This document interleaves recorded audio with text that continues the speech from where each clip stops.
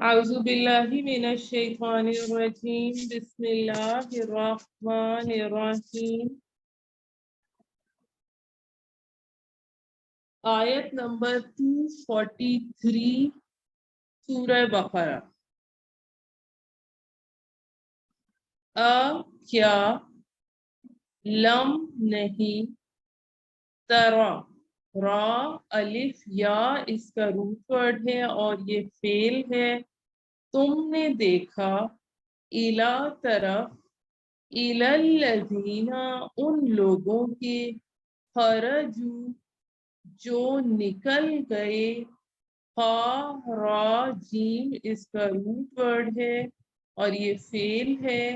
من سے، دیارہم اسم ہے،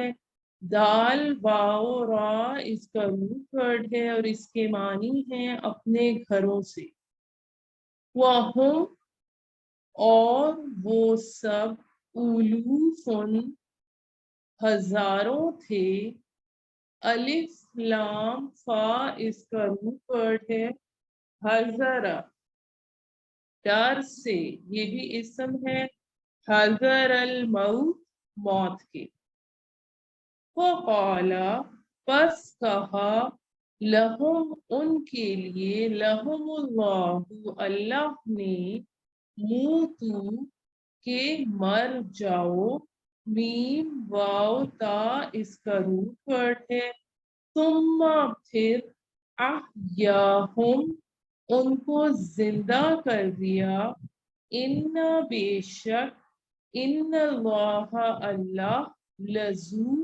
البتہ والا ہے، فضل فضل یعنی البتہ فضل والا ہے، علی پر، علی الناسی لوگوں پر، ولیکن اور لیکن، اکثر اکثر الناسی لوگ، لا نہیں، یشکرون شکر کرتے، شین کاف را اس کا روٹ ورڈ ہے اور یہ فعل ہے، وہ اور، قاتلو لڑو، قاف تا لام اس کا روٹ ورڈ ہے، فی میں، سبیل اللہ اللہ کے راستے میں، وَاعْلَمُوا اور جان لو، ان کے، ان اللہ بے شک اللہ، سمیع مسلسل سننے والا، علیم مسلسل علم رکھنے والا ہے۔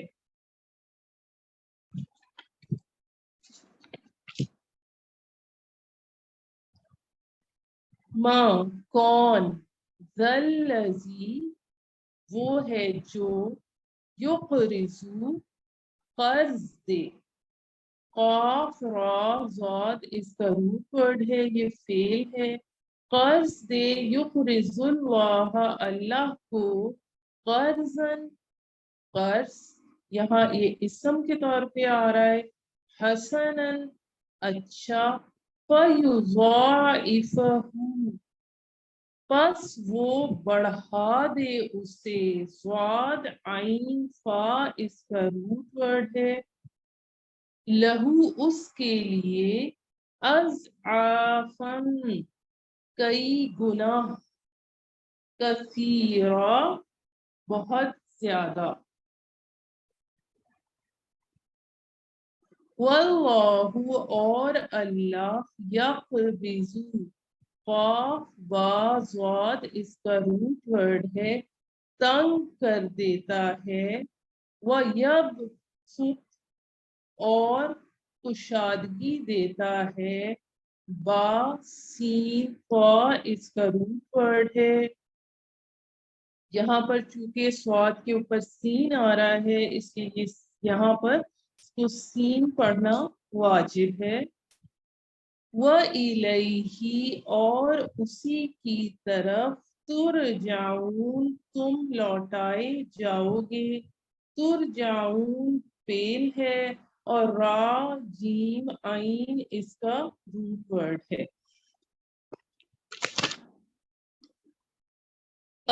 کیا لم نہیں، ترا تم نے دیکھا، الا طرف، الال ملائی سرداروں کے، من سے بنی اسرائیل بنی اسرائیل کے، من بعدی بعد موسیٰ موسیٰ کے، اس جب قالو انہوں نے کہا لنبی اپنے نبی کے لیے، لہم کہ ان کے لیے، لہم مبعث مقرر کر دے، با عین سا اس کا روٹ ورڈ ہے، فعل امر ہے، لنا ہمارے لیے، ملکن ایک بادشاہ، نقاتل کہ ہم لڑیں، فی میں سبیل اللہ اللہ کی راہ میں، قال کہا، حل کیا، عصیتم تم کو یہ توقع ہے، عین سین یا اس کا روٹ ورڈ ہے، تم سے یہ توقع ہے، ان اگر کتبہ لکھ دیا جائے، علیکم تم پر، علیکم القتال قتال، اللہ کے نا اس کو آپ بریک ڈاؤن کریں، ان لا میں تو کے نا، تو قاتلو تم قتل کرو، لڑو، قالو وہ بولے، و اور ما کیا، لنا ہمارے لیے، کہ ہم کو کیا، اللہ کہ نہ، نقاتلا ہم لڑیں، فی میں سبیل اللہ اللہ کی راہ میں، وقد اور البتہ تحقیق، اخرجنا نکال دیے گئے، را جیم اس کا روٹ ورڈ ہے، ہم نکال دیے گئے، من سے دیارنا اپنے گھروں سے، وہ ابنائنا اور بیٹوں سے، فلما پس جب کتبہ لکھ دیا گیا، علیہم ان پر، علیہم القتال قتل، تولوا تو وہ سب پھر گئے، واو لام یا اس کا روٹ ورڈ ہے، الا مگر، قلیلاً تھوڑے سے، منہم ان میں سے، واللہ اور اللہ، علیم خوب جاننے والا ہے، بالظالمین ظالموں کو یا گناہ گاروں کو، وقال اور کہا، لہم ان کے لیے، نبیہم ان کے نبی نے، ان اللہ بے شک اللہ، قد تحقیق، بعث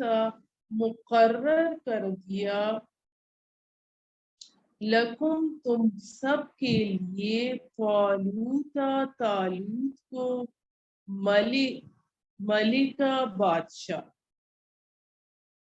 قالو وہ بولے، انا کیوں کر، یکون ہو سکتی ہے، لہو اس کے لیے، لہو الملک حکومت، علینا ہم پر، وَنَحْنُ اور ہم،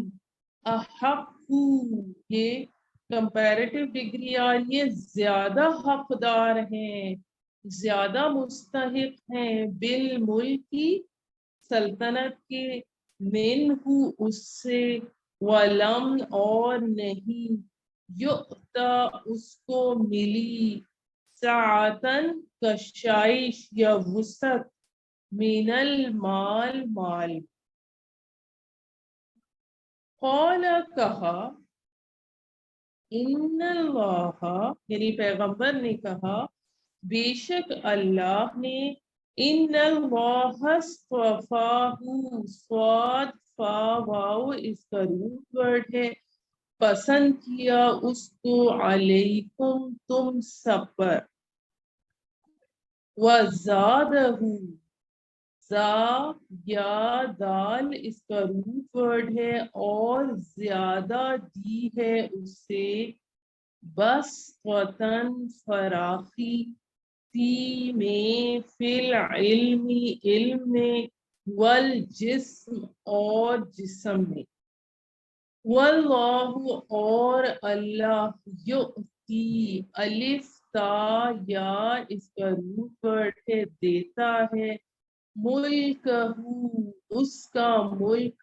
من یشاء جس کو چاہے شین یا الف یشا کا روٹ ورڈ واللہ اور اللہ واسع وسعت والا علیم سب کچھ جاننے والا ہے وقال اور کہا لہم ان کے لیے نبیہم ان کے نبی نے انا بے شک آیتا نشانی ملک ہی اس کی سلطنت کی یاتیکم الف تا یا اس کا روٹ ورڈ ہے کہ آ جائے گا تمہارے پاس یاتیکم التابوت ایک صندوق فی ہی اس میں سکینتن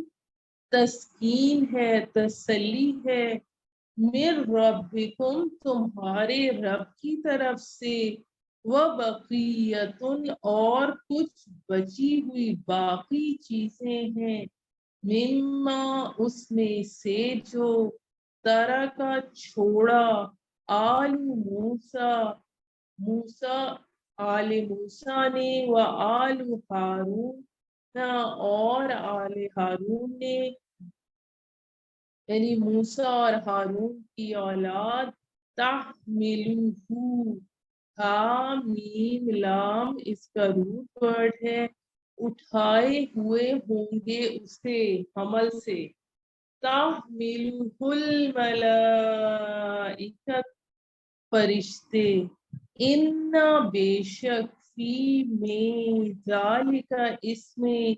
لآیتن البتہ نشانی ہے لکم تم سب کے لیے یا تم اگر تم سب مؤمنین ایمان والے ہو یقین رکھتے ہو جی اب ہم اس کا بامحاورہ ترجمہ کرتے ہیں کیا نہیں دیکھا تو نے ان لوگوں کو جو نکلے اپنے گھروں سے اور وہ ہزاروں تھے موت کے ڈر سے پھر فرمایا ان کو اللہ نے کہ مر جاؤ پھر ان کو زندہ کر دیا بے شک اللہ فضل کرنے والا ہے لوگوں پر لیکن اکثر لوگ شکر نہیں کرتے اور لڑو اللہ کی راہ میں اور جان لو کہ اللہ بے شک خوب سنتا جانتا ہے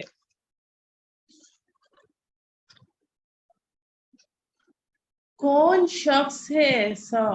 جو قرض دے اللہ کو اچھا قرض پھر دگنا کر دے اللہ اس کو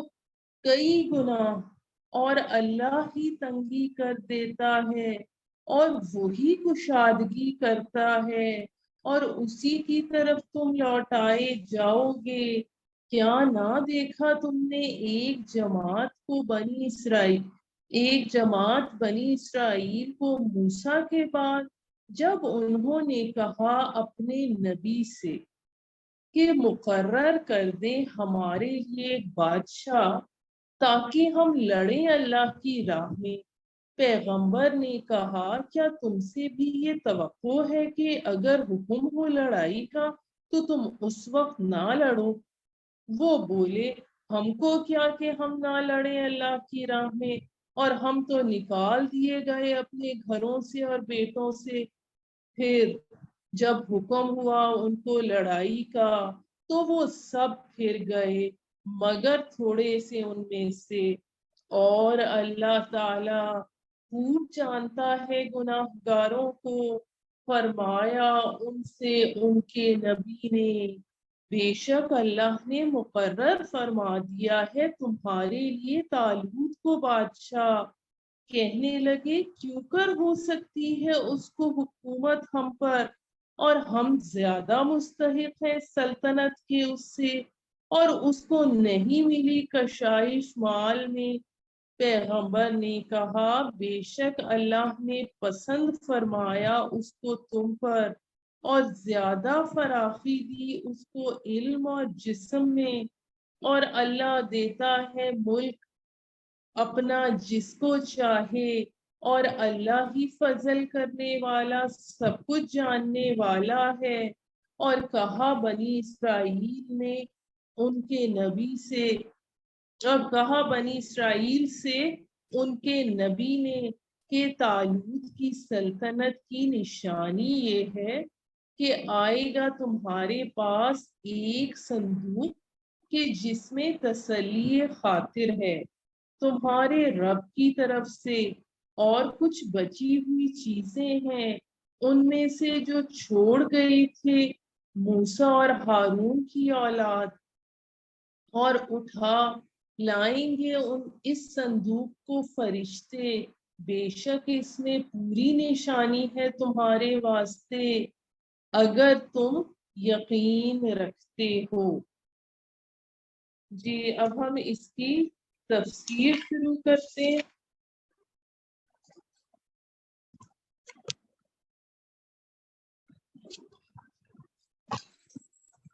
اب اس کا شروع کا جو حصہ ہے تفسیر کا تھوڑا ہسٹری سے ریلیٹڈ، وہ ذرا غور سے سنیے گا کہ اب یہ جو ہمارے پاس یہ دو رکوع آ رہے ہیں اس میں یہ جس جنگ کا تذکرہ آ رہا ہے یہ بنی اسرائیل کے لیے سمجھے غزوہ بدر کی طرح ہے۔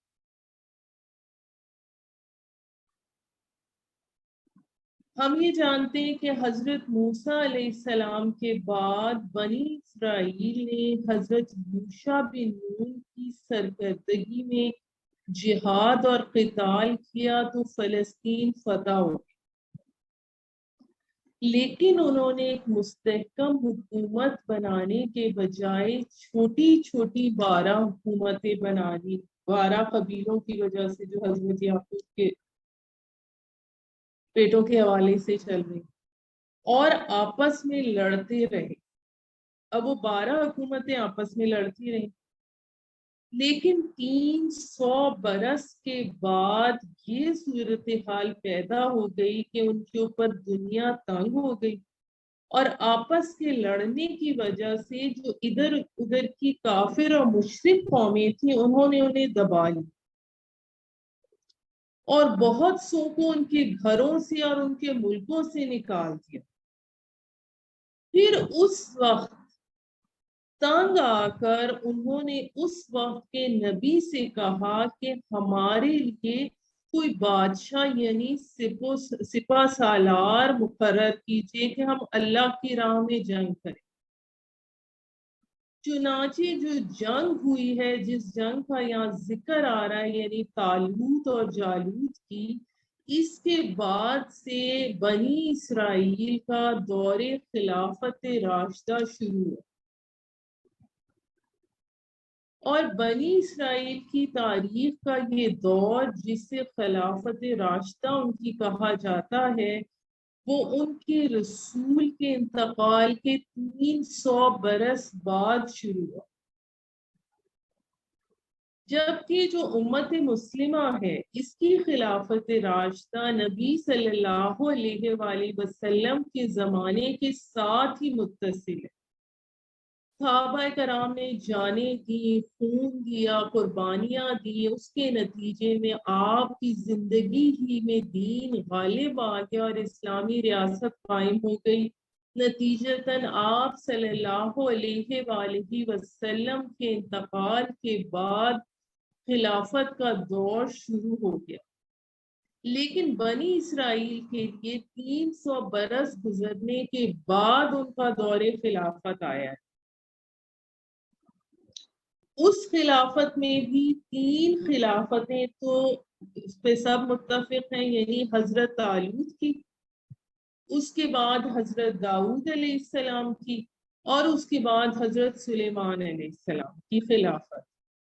لیکن چوتھی پر آ کر خلافت تقسیم ہو گئی، اور یہ اس طرح فلسطین کی مملکت حضرت سلیمان علیہ السلام کے 2 بیٹوں میں تقسیم ہو گئی، جو اسرائیل اور یہودیہ کے نام سے 2 ریاستیں وجود میں آ گئی۔ اب یہاں پر ہم جو پڑھ رہے ہیں اس میں طالوت اور جالوت کی اس جنگ کا تذکرہ آ رہا ہے جس کے بعد تاریخ بنی اسرائیل میں اسلام کے غلبے اور خلافت راشدہ کا آغاز ہو رہا ہے۔ اب یہ یہاں پر بیان اس لیے ہو رہا ہے کہ در حقیقت جو صحابہ کرام تھے ان کو آئینہ دکھایا جا رہا ہے کہ اب تمہیں یہی مرحلہ درپیش ہے کہ غزوہ بدر ہونے والی۔ یہ تو اس کا ہسٹوریکل پرسپیکٹیو ہے۔ اب جب ہم آتے ہیں آیت نمبر 243 کی طرف، جس میں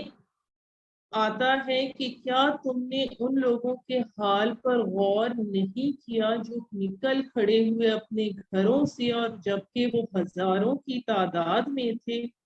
موت کے ڈر کی وجہ سے۔ یعنی کہ وہ جو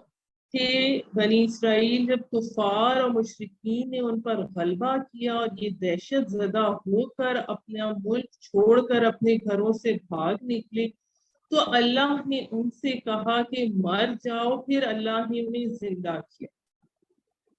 اب اس میں جو مر جاؤ اور زندہ کیا، اس کے بارے میں مختلف رائے۔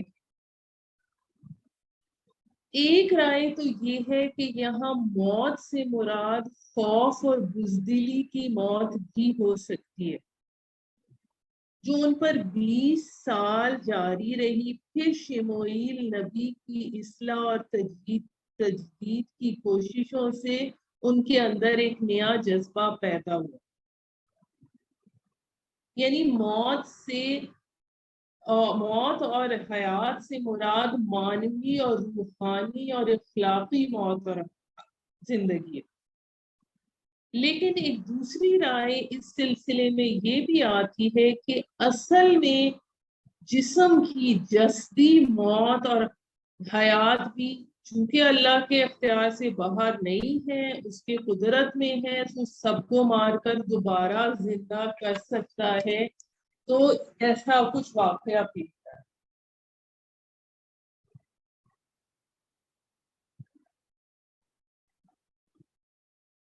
اب اس کے جو مختلف یہ جو اصل میں موت اور حیات کا ہے، اس کے حوالے سے میں آپ کو کچھ ڈیٹیل بتاتی چلوں۔ اچھا، اس کا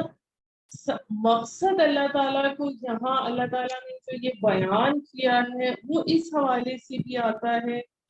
کہ اللہ تعالیٰ نے انہیں مار کر ایک تو یہ بتلا دیا کہ اللہ کی تقدیر سے تم بچ نہیں سکتے۔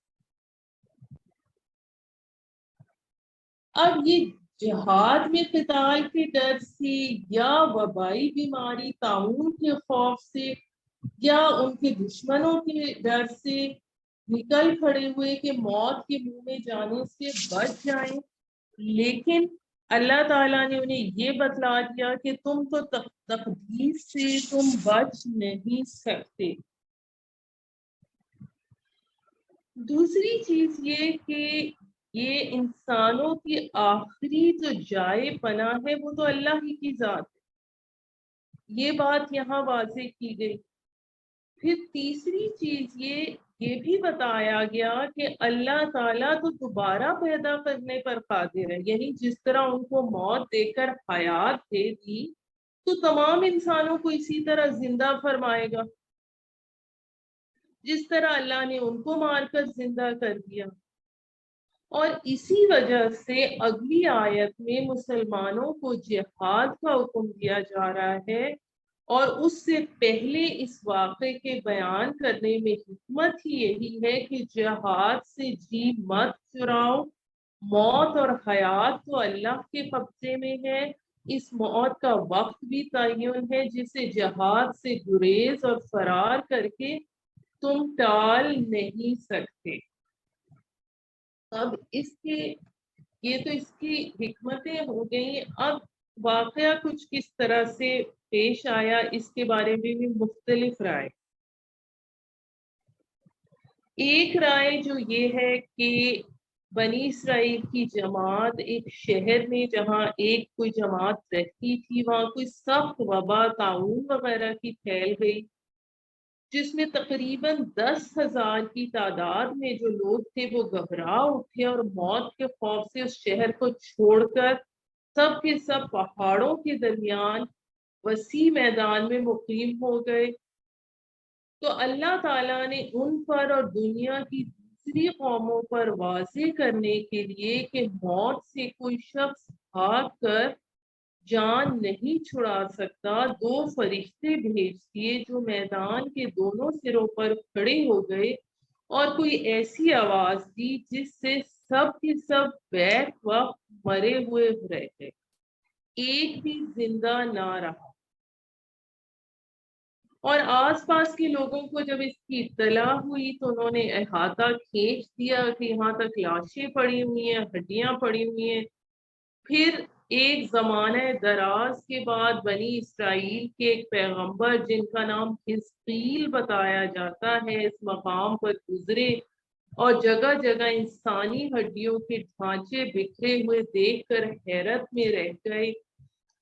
بذریعہ وہی ان لوگوں کا پورا واقعہ انہیں بتایا گیا تو انہوں نے دعا کی کہ یا اللہ ان لوگوں کو پھر زندہ فرما دے، اور اللہ نے ان کی دعا قبول فرمائی اور انہیں حکم دیا،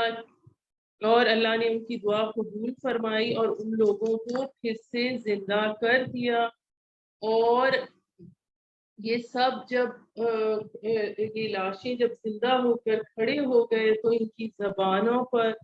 سبحانک لا الہ الا انت تھا۔ اب اس میں یہ بات واضح کرنا اللہ تعالیٰ کا مقصد تھا کہ موت کے خوف سے بھاگنا، خواہ جہاد سے ہو یا کسی طاعون کی وجہ سے،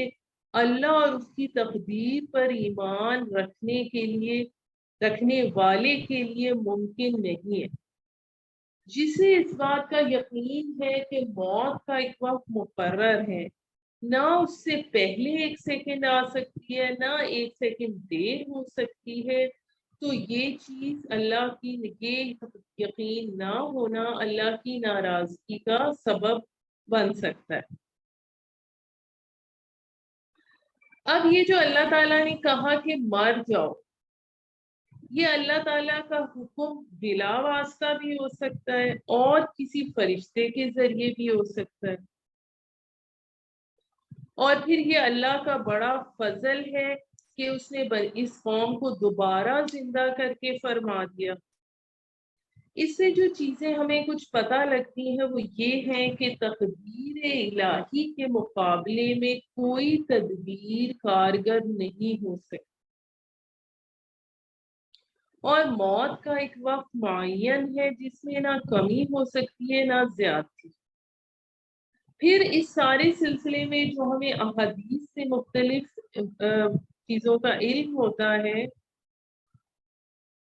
جیسے اگر کوئی وبائی مرض پھیلا ہے تو اس کے بارے میں حدیث میں آتا ہے، یعنی اس بیماری یعنی طاعون کے ذریعے اللہ نے تم سے پہلی قوموں پر عذاب نازل فرمایا ہے،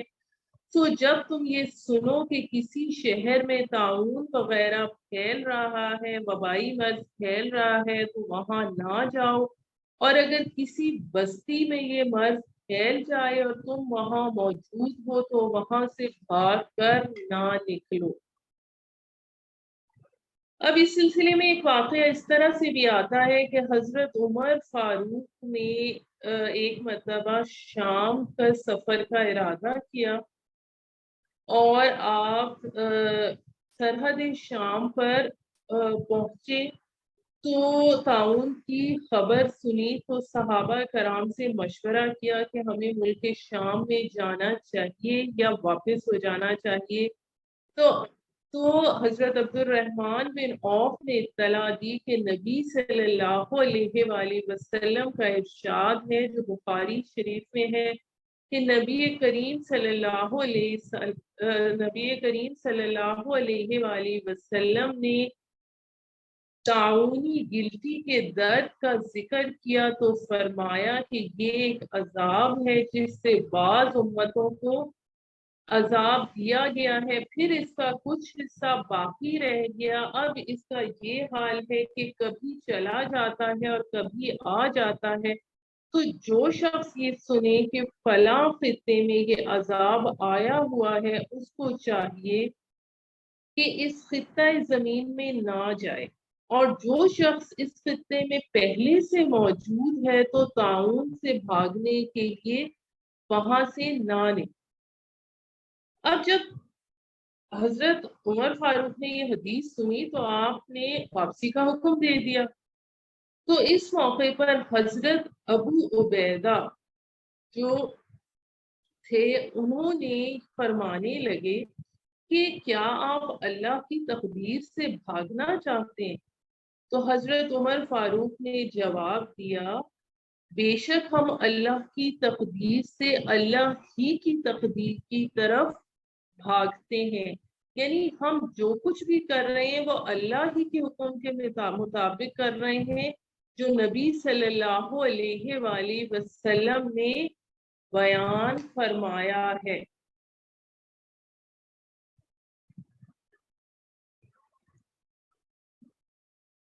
اب ہمارے پاس اس میں مثال ایک اور جو آتی ہے جہاد کے حوالے سے وہ حضرت خالد بن ولید رضی اللہ تعالیٰ عنہ کی آتی ہے کہ ان کی ساری جو اسلامی عمر تھی وہ جہاد میں دوسری کسی جہاد میں شہید نہیں ہوئے،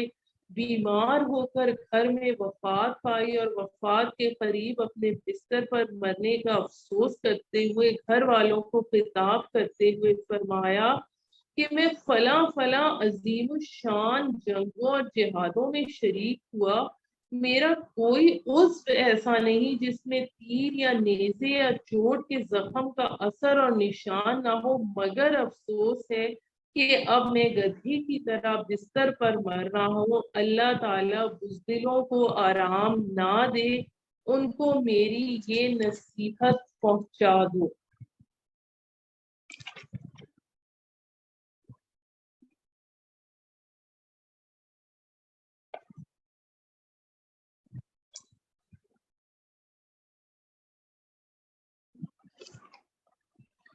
جی اس کے بعد ہمارے پاس جو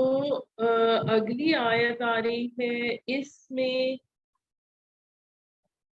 اللہ تعالیٰ کی راہ میں مال خرچ کرنے کی فضیلت کا ذکر ہے. آیت نمبر 245 میں قرض سے یہاں جو مراد ہے اس کے بارے میں مختلف رائے ہیں. ایک رائے یہ ہے کہ قرض سے مراد نیک عمل کرنا ہے اور اللہ کے راستے میں خرچ کرنا ہے، اس کو قرض مجازن کہا گیا ہے. یعنی تمہارے انفاق کا عوض تمہیں ضروری ملے گا. اور بڑھانے کا بیان ایک حدیث میں آیا ہے کہ ایک خرما یعنی کھجور یا چھوارا اللہ کی راہ میں خرچ کیا جائے تو اللہ تعالیٰ اس کو اتنا بڑھاتے ہیں کہ وہ احد پہاڑ سے بڑا ہو جاتا ہے. پھر حدیث میں آتا ہے کہ جو مسلمان دوسرے مسلمان کو قرض دیتا ہے یہ قرض دینا اللہ کے راستے میں اس مال کے 2 دفعہ صدقہ کرنے کے برابر. پھر اس حوالے سے جب یہ آیت نازل ہوئی تو مختلف لوگوں کا مختلف رد عمل تھا۔ ایک فرقہ تھا جنہوں نے یہ آیت سن کر کہا کہ محمد صلی اللہ علیہ وآلہ وسلم کا رب ہماری طرف محتاج ہے اور ہم غنی ہیں۔ دوسرا فرقہ ان لوگوں کا تھا جنہوں نے سن کر اس کے خلاف کیا اور بخل کو ہی اختیار کیا، مال کی طرف زیادہ رغبت کی اور اس کی حرص نے ان کو اس طرح باندھ دیا کہ اللہ کے راستے میں خرچ کرنے کی توفیق ہی نہیں ہوئی۔ تیسرا فرقہ ان مخلص مسلمانوں کا ہے جنہوں نے فوراً ہی اس آیت پر عمل کیا اور اپنا پسندیدہ مال اللہ کے راستے میں دے دیا۔ جیسا کہ ایک صحابی کے بارے میں آتا ہے کہ جب یہ آیت نازل ہوئی تو آپ صلی اللہ علیہ وآلہ وسلم کی خدمت میں حاضر ہوئے اور فرمایا، اے اللہ کے رسول صلی اللہ علیہ وآلہ وسلم، میرے ماں باپ آپ پر قربان ہو، کیا اللہ تعالیٰ ہم سے قرض مانگتے ہیں حالانکہ وہ قرض سے مستغنی ہے؟ آپ نے فرمایا، ہاں، اللہ تعالیٰ یہ چاہتے ہیں کہ اس کے ذریعے سے تم جنت میں داخل ہو جاؤ۔ تو انہوں نے یہ سن کر فرمایا کہ اللہ کے رسول ہاتھ بڑھائیں۔ آپ نے اپنا ہاتھ بڑھا دیا تو انہوں نے کہا، میں کھجور کے 2 باغوں کا مالک ہوں، اس کے علاوہ میرے پاس کچھ نہیں، میں اپنے دونوں باغ اللہ تعالیٰ کو قرض دیتا ہوں۔ تو آپ صلی اللہ علیہ وآلہ وسلم نے فرمایا، ایک اللہ کے راستے میں وقف کر دو اور دوسرا اپنے اہل و عیال کی معاشی ضرورت کے لیے باقی رکھ۔ تو انہوں نے کہا کہ آپ گواہ رہیے، میں ان دونوں میں سے بہترین باغ جس میں کھجور کے 600 درخت ہیں، اس کو اللہ کی راہ میں خرچ کرتا ہوں۔ تو آپ نے فرمایا، اللہ تمہیں اس کے بدلے جنت عطا فرمائیں گے۔ اور پھر آپ نے فرمایا، کھجوروں سے لبریز، آپ صلی اللہ علیہ وآلہ وسلم نے فرمایا، کھجوروں سے لبریز بے شمار درخت اور کشادہ محلات کس قدر ابو الدحدہ کے لیے تیار ہیں جنت میں۔ پھر اس میں قرض کے حوالے سے ایک چیز یہ بھی آتی ہے کہ قرض میں واپسی کے وقت اگر زیادتی کی شرط نہ ٹھہرائی گئی ہو اور اپنی طرف سے کچھ زیادہ ادا کر دیا تو پسندیدہ ہے۔ یہ آپ صلی اللہ علیہ وآلہ وسلم نے فرمایا، تم میں سے بہترین شخص وہ ہے جو اپنے حق یعنی قرض کو اچھے طریقے سے ادا کرے، لیکن اگر زیادتی کی شرط ٹھہرائی گئی تو وہ حرام ہے اور وہ سود ہے۔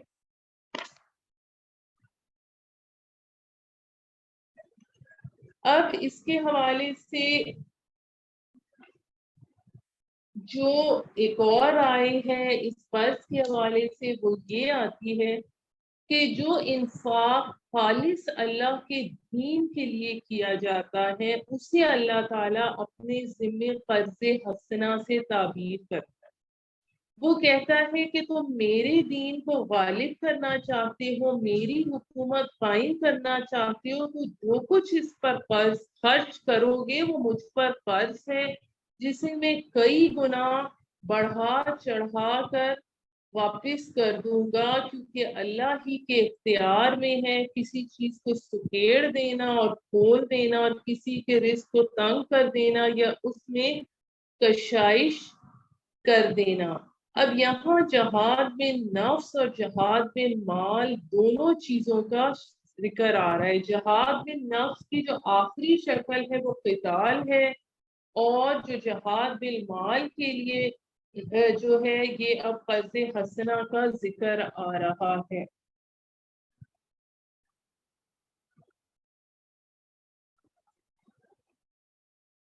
اب اللہ تعالیٰ اس میں کس طرح اضافہ کرتا ہے؟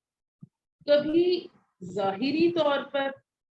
کبھی معنوی اور روحانی طور پر اس میں برکت ڈال دیتا ہے، اور آخرت میں تو یقیناً اس میں اضافہ حیران کن ہوگا۔ اب اس سے آگے تو ہمارے پاس آئی آیت نمبر 246، جس میں ہمارے اللہ تعالیٰ فرما رہے ہیں کہ کیا تم نے غور نہیں کیا بنی اسرائیل کے سرداروں کے معاملے میں جو انہیں موسیٰ کے بعد پیش آیا، جب انہوں نے اپنے نبی سے کہا کہ ہمارے لیے کوئی بادشاہ مقرر کر دیجیے تاکہ ہم اللہ کی راہ میں جنگ کر سکیں۔ یہاں پر ایک تو چیز یہ کہ جو ملائی کا لفظ آیا ہے وہ کسی قوم کے ان اشراف اور سردار کو کہا جاتا ہے جو خاص مشیر اور قائد ہوتے ہیں۔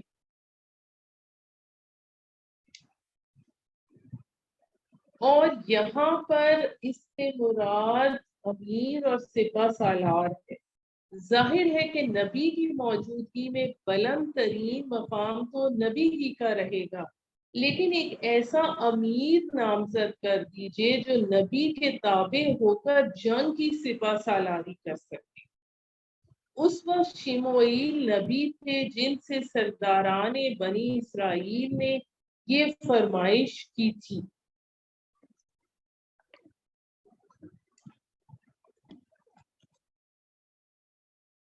یہ جو واقعہ ہمارے پاس پیش آ رہا ہے یہ تقریباً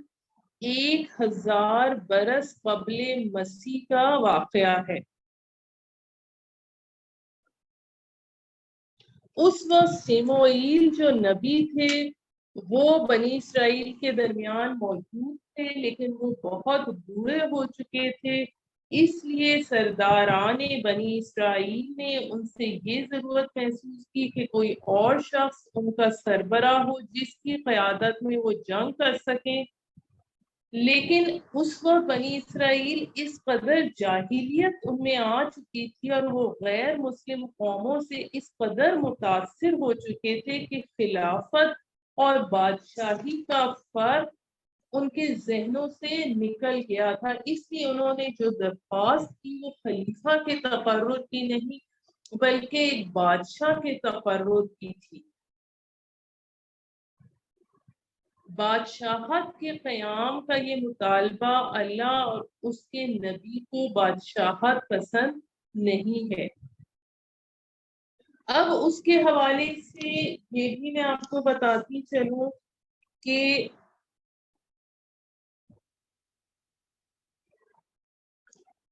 یہاں پر پھر اس کے بعد جو طالوت کو مقرر کیا گیا،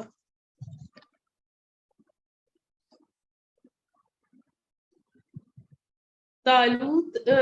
کو مقرر کیا گیا، اور اس کے حوالے سے یہ آتا ہے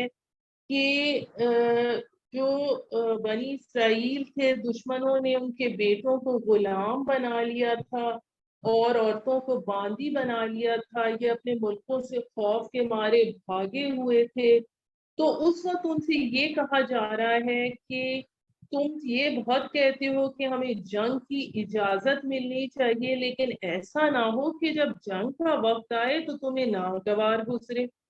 جیسا کہ آیت نمبر 216 میں ہم یہ الفاظ پڑھ چکے ہیں، کتب علیکم القتال وہو کرہ لکم، یعنی تم پر جنگ فرض کر دی گئی ہے اور تمہیں ناگوار گزر رہی ہے۔ اب جب ان سے کہا گیا کہ ان کے نبی نے اللہ تعالیٰ ان سے کہا ان کے نبی نے کہ اللہ تعالیٰ نے طالوت کو تمہارا بادشاہ مقرر کیا، تو ان کا نام تورات میں ساؤل آیا ہے۔ اصل نام ساؤل تھا طالوت کا، لیکن چونکہ وہ بہت بد آور تھے اس لیے ان کا ایک صفاتی نام یا لقب طالوت ہو گیا۔ طالوت کے لفظی معنی لمبے تڑنگے کے ہیں، یعنی کہ یہ طول قد سے نکلا۔ لیکن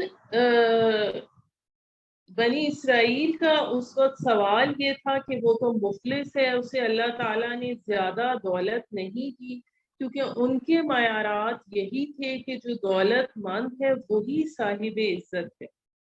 تو اللہ تعالیٰ اس میں فرما رہے ہیں کہ وہ نہ صرف قد آور اور طاقتور ہے، بلکہ اللہ نے اسے علم اور فہم بھی عطا فرمایا، اسے امور جنگ سے بھی واقفیت ہے۔ تمہارے نزدیک عزت اور سرداری کا معیار دولت ہے،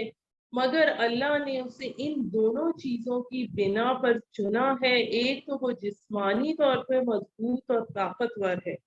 جس کی اس دور میں بہت ضرورت تھی، دوسرے یہ کہ علم، فہم، سمجھ اور دانش دی ہے،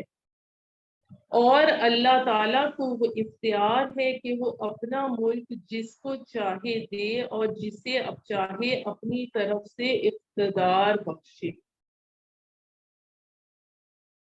اس طالوت کو نہ ماننے کی ایک اور وجہ یہ بھی تھی کہ طالوت اس نسل سے بھی نہیں تھے جس سے بنی اسرائیل کے بادشاہوں کا سلسلہ چلا آ رہا ہے، وہ ایک غریب اور عام فوجی تھے۔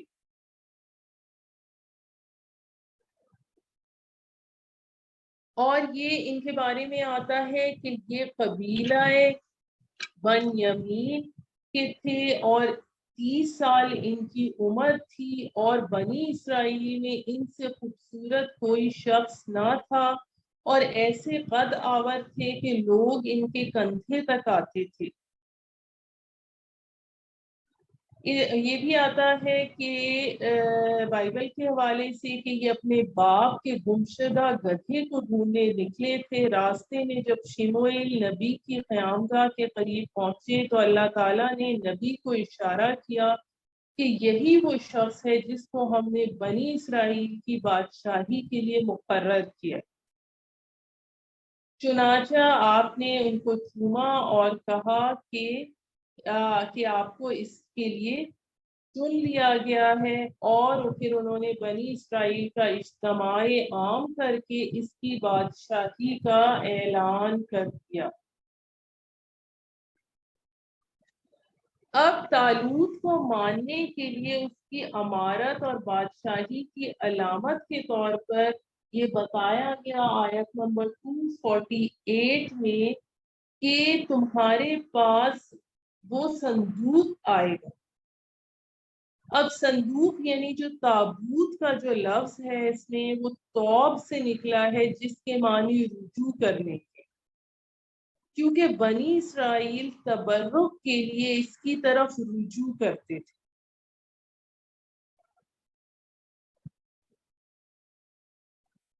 یہ جو تابوت سکینہ تھا یہ حضرت سلیمان علیہ السلام کے تعمیر کردہ ہیکل کے تہخانے میں رکھا ہوا تھا۔ وہیں پر ربانیین بھی موجود تھے۔ جس وقت ہیکل کو منہدم کیا گیا تو وہ اسی میں دب گئے، وہ تہخانہ چاروں طرف سے بند ہو گیا، ان کی لاشیں اور تابوت سکینہ اس کے اندر ہی رہ گئے۔ اور یہ جو تابوت سکینہ تھا یہ ان بنی اسرائیل کے لیے بڑی روحانی تسکین کا سامان تھا کہ ہمارے پاس حضرت موسیٰ اور حضرت ہارون کے تبرکات ہیں۔ سکینت کا مطلب ہے کہ اللہ کی طرف سے خاص نصرت کا ایسا نزول جو وہ اپنے خاص بندوں پر نازل فرماتا ہے، جس کی وجہ سے جنگ کی خون ریز مارکا آرائیوں میں بڑے بڑے جس میں شیر دل کانپ اٹھتے ہیں، تو اہل ایمان کے دل دشمن کے خوف اور ہیبت سے خالی رہتے ہیں اور فتح کی امید سے لبریز۔ اب اس تابوت میں کیا کیا تھا؟ اس میں ایک چیز تو یہ تھی، پتھر کی وہ تختیاں تھیں جو طور سینا پر اللہ تعالیٰ نے حضرت موسیٰ کو دی تھی۔ دوسری چیز تورات کا وہ اصل نسخہ بھی اس میں تھا جسے حضرت موسیٰ نے خود لکھوا کر سپرد کیا تھا۔ پھر ایک بوتل میں من بھر کر اس میں رکھ دیا گیا تھا، اور پھر اس میں حضرت موسیٰ کا عصا بھی موجود تھا۔ اب اس تابوت کو دیکھ کر بنی اسرائیل کو اس طرح تسکین ہوتی تھی جیسے ایک مسلمان کو خانہ کعبہ کو دیکھ کر ہوتی۔ اب جب اسرائیلیوں کو ان کے پڑوسی ملکوں نے شکست دی تو وہ تابوت سکینہ بھی چھین کر لے گئے۔ پوری قوم اس عظیم سانحے پر غمزدہ تھی اور بنی اسرائیل کی جو ساری عزت تھی وہ چھن گئی اور ان کے حوصلے بھی پست ہو گئے۔ اب جب اسرائیلیوں نے جنگ کا ارادہ کیا تو وقت کے جو نبی تھے حضرت شموئیل، انہوں نے طالوت کو ان کا امیر مقرر کیا۔ تو پھر انہوں نے یہ کہا کہ طالوت کو اللہ کی طرف سے نامزد کیے جانے کی ایک علامت یہ ہوگی کہ تمہاری تسکین کا سامان جو تابوت سکینہ میں جو تم سے چھن گیا تھا وہ تمہیں واپس مل جائے گا۔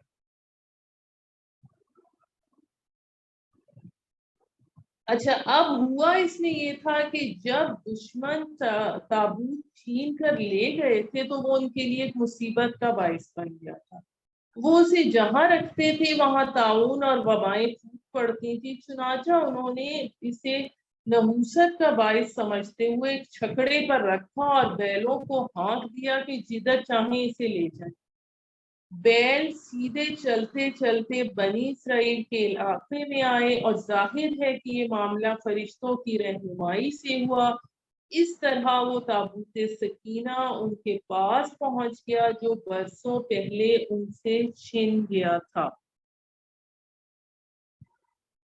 اور اللہ تعالیٰ نے نشانی کے طور پر یہ تابوت فرشتوں کے ذریعے حضرت طالوت کے دروازے پر پہنچا دیا، اور جسے دیکھ کر بنی اسرائیل خوش بھی ہوئے اور اسے طالوت کی بادشاہی کے لیے من جانب اللہ نشانی بھی سمجھا اور ان کی فتح اور سکینت کا سبب بھی بن گیا۔ سبحان ربک رب العزت عما یصفون والسلام علی المرسلین والحمد للہ رب العالمین۔